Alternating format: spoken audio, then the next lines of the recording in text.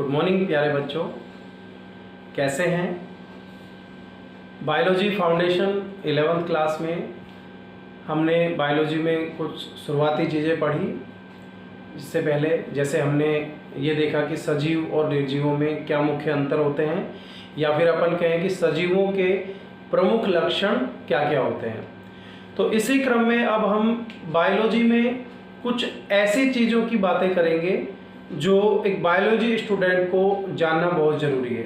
यानी मानव के शरीर में कुछ जो महत्वपूर्ण तथ्य होते हैं उनके बारे में हमें पता होना चाहिए। यानी आज का हमारा जो टॉपिक है वो है मानव शरीर के महत्वपूर्ण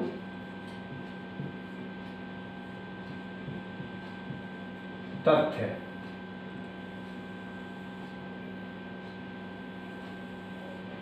मानव शरीर के महत्वपूर्ण तथ्य।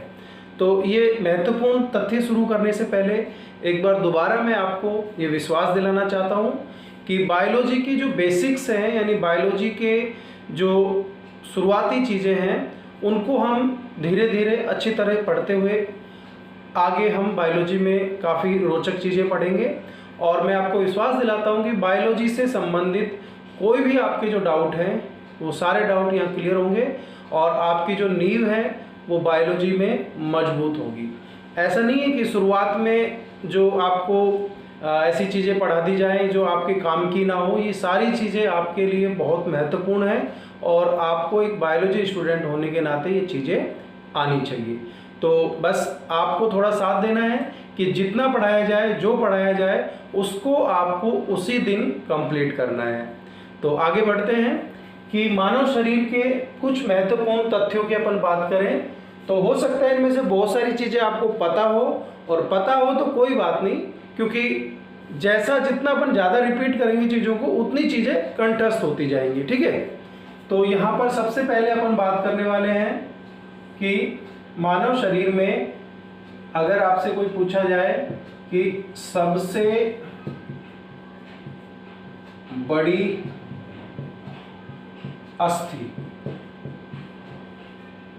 देखिए अस्थि जो है वो हड्डी को बोलते हैं, अपन उसको हड्डी बोलते हैं सामान्य बोलचाल की भाषा में, जबकि बायोलॉजी की भाषा में इसे अस्थि या बोन कहा जाता है। तो शरीर की सबसे बड़ी अस्थि जो है वो कौन सी है? शरीर की सबसे बड़ी अस्थि है फीमर। कौन सी है? फीमर। कहाँ पाई जाती है? ये जांघ में पाई जाती है।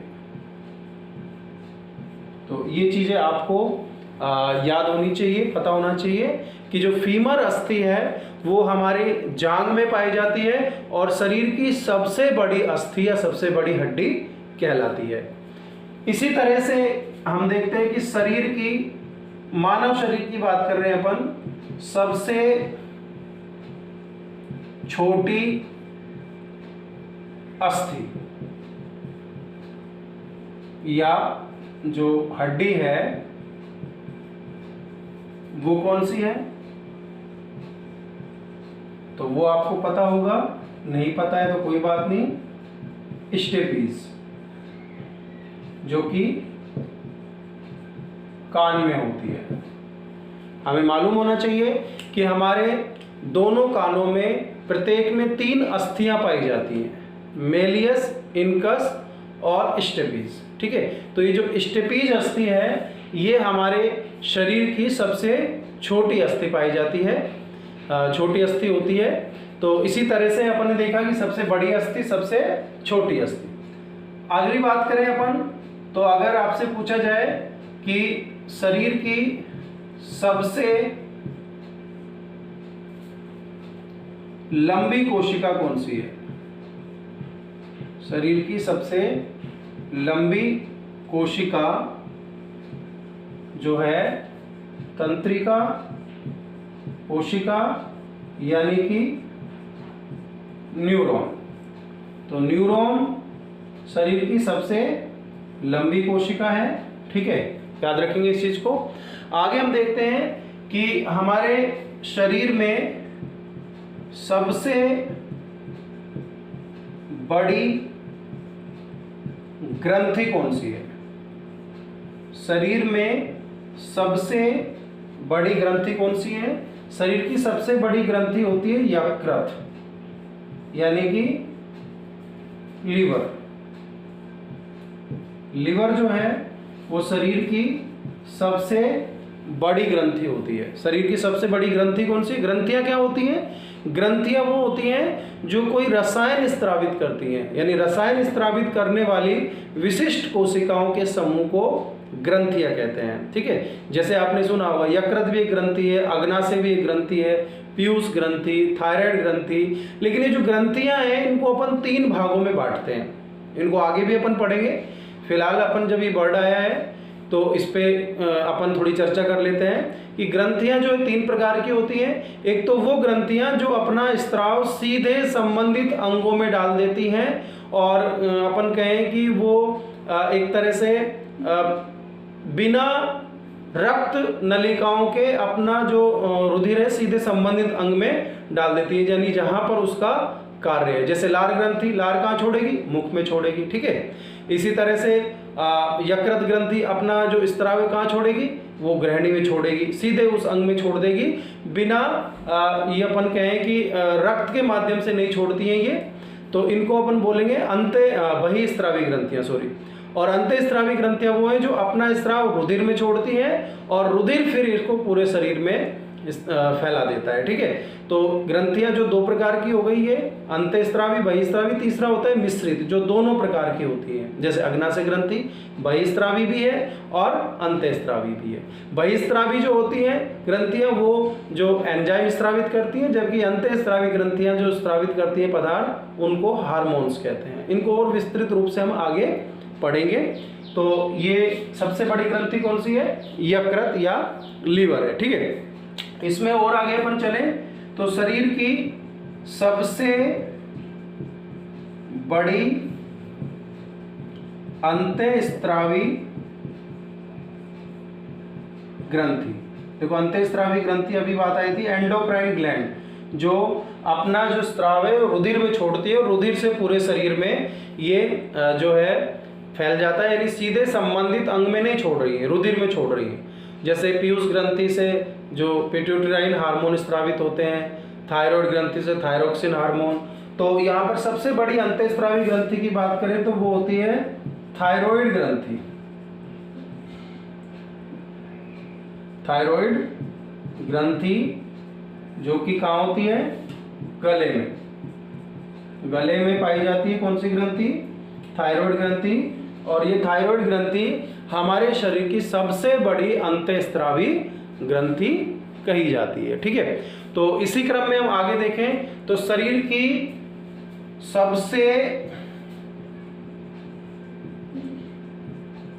लंबी धमनी, शरीर की सबसे लंबी जो धमनी है वो कौन सी होती है? वो होती है उदरीय महाधमनी। उदरीय महाधमनी, या फिर इसको अपन बोल सकते हैं एब्डोमिनल एओर्टा। एब्डोमिनल पार्ट जो उदर वाला भाग होता है उसके नाम से इसका नाम है उदरीय महाधमनी। शरीर की सबसे लंबी धमनी है। ठीक है, इसी प्रकार अपन देखें कि सबसे बड़ी शिरा, सबसे बड़ी जो शिरा है शरीर की वो होती है अग्र महाशिरा।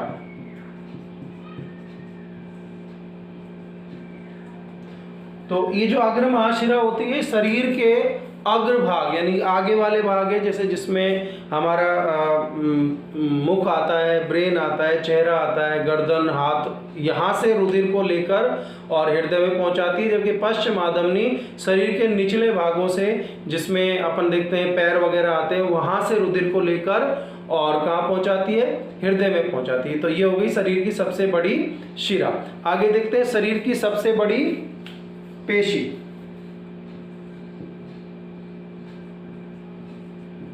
सबसे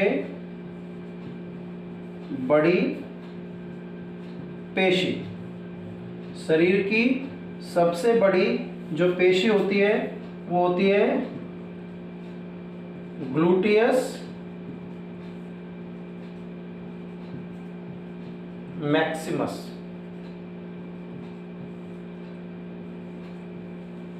ग्लूटियस मैक्सिमस शरीर की सबसे बड़ी जो है पेशी कहलाती है। और पेशियां यानी मसल्स, तो शरीर की सबसे बड़ी मसल्स कौन सी होगी? Gluteus Maximus. ठीक है, इसी क्रम में हम आगे देखें तो शरीर की सबसे छोटी पेशी, शरीर की सबसे छोटी जो पेशी होती है वो होती है स्टेपेडियस। स्टेपेडियस शरीर की सबसे छोटी पेशी है। शरीर की सबसे छोटी मसल कौन सी है? स्टेपेडियस। शरीर की अपन बात करें जब तंत्रिका जो है, सबसे लंबी तंत्रिका कौन सी होती है? शरीर की सबसे जो लंबी तंत्रिका है, सबसे लंबी तंत्रिका हमारे शरीर की जो है वो है सियाटिक तंत्रिका। सियाटिक तंत्रिका।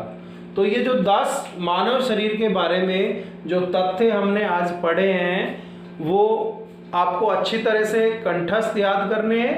और मैं एक बार पहले भी बता चुका हूं कि हमें रीडिंग नहीं करनी है, हमें स्टडी करनी है। Do you know what is the difference between reading and study? Reading में और स्टडी में जो अंतर है वो सिर्फ इतना है, रीडिंग का मतलब होता है सिर्फ पढ़ना, जैसा कि हम अखबार पढ़ते हैं, और स्टडी का मतलब होता है मन लगाकर पढ़ना।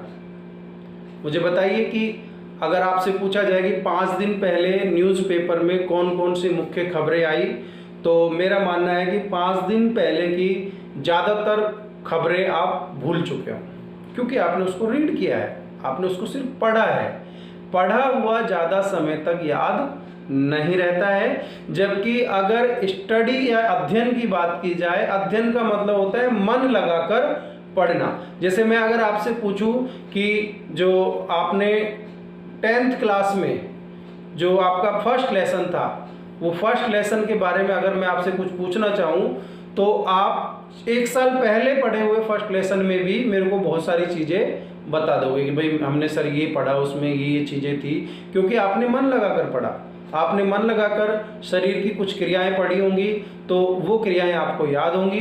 मन लगाकर जो चीज़ें पढ़ी जाती हैं वो अच्छी तरह से कंठस्थ याद हो जाती हैं। तो हमें वही काम करना है, हमें मन लगाकर पढ़ना है, इंटरेस्ट डेवलप करके पढ़ना है। और जब हम इस तरह की चीज़ें पढ़ रहे हैं तो उनको फील करके पढ़ना है। फील करके पढ़ने का मतलब है कि आप महसूस कीजिए कि ये जो संरचना है मेरे शरीर में, अगर वो हमारे शरीर की कोई संरचना है तो आप फील कीजिए कि शरीर में वो कहाँ पर मौजूद है। जैसे अगर अपन लीवर पढ़ रहे हैं, यकृत की बात आई, सबसे बड़ी ग्रंथि यकृत, तो आपके दिमाग में आ जाना चाहिए कि यकृत जो है वो दाईं तरफ यहाँ होता है, दाईं तरफ यहाँ साइड में होता है। तो यकृत आपको वो संरचना पता होना चाहिए, कैसा होगा, क्या काम होगा, वो अपन आगे भी पढ़ेंगे। तो फील करके पढ़ी जाती है बायोलॉजी, मजे लेकर पढ़ी जाती है, मन लगाकर पढ़ी जाती है। ठीक है, तो यहाँ एक बार दोबारा रिपीट करते हैं कि शरीर की सबसे बड़ी अस्थि या हड्डी कौन सी है? फीमर है। तो फीमर यानी जांग। जैसे ही फीमर का नाम आया आपका ध्यान जाना चाहिए जांग पर, यानी जांग में जो अस्थि है आप उसको मीजर करके भी देख सकते हैं, वो सबसे लंबी अस्थि आपको, बड़ी अस्थि आपको नजर आएगी। ठीक है, ऐसे छोटी अस्थि की बात करें तो दिमाग कहाँ जाना चाहिए? कान में जाना चाहिए। सबसे छोटी अस्थि कौन सी है? स्टेपीज, कान में होती है ये। अगर अपन बात करें सबसे लंबी तंत्रिका की तो तंत्रिका कोशिका न्यूरॉन, जो अपन ने इससे पहली क्लास में भी न्यूरॉन की संरचना पढ़ी है, वो शरीर की सबसे लंबी जो है कोशिका कहलाती है। सबसे बड़ी ग्रंथि यानी लीवर, यकृत, अभी बोला आपको, यकृत पे हमारा ध्यान जाना चाहिए। सबसे बड़ी अंतःस्रावी ग्रंथि थायराइड ग्रंथि, गले में ध्यान आ जाना चाहिए। गले में कौन सी ग्रंथि होती है? थायराइड ग्रंथि होती है, ठीक है। इसी प्रकार से सबसे लंबी धमनी उदरीय महाधमनी, उदर यानी पेट का हिस्सा, तो वहां पर जो धमनी है महाधमनी है वो कौन सी, उदरीय महाधमनी है।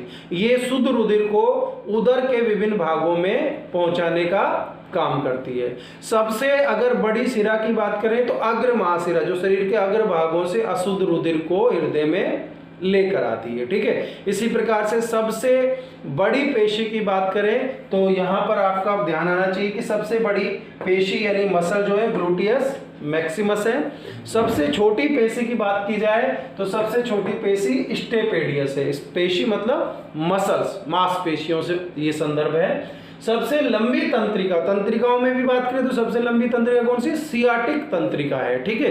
तो ये जो 10 पॉइंट्स हैं ये अपन ज़्यादा भी पढ़ सकते थे, लेकिन अपन थोड़ा पढ़े, लेकिन ऐसा पढ़े सॉलिड कि अपन उसको भूले नहीं। तो इस तरह के मानव शरीर में पाए जाने वाले कुछ महत्वपूर्ण तथ्यों को लेकर हम अगली क्लास में फिर दोबारा से आएंगे। तो तब तक आप अपनी ऑनलाइन जो वीडियो क्लासेज चल रही हैं उसको जारी रखें, घर में रहें, सुरक्षित रहें।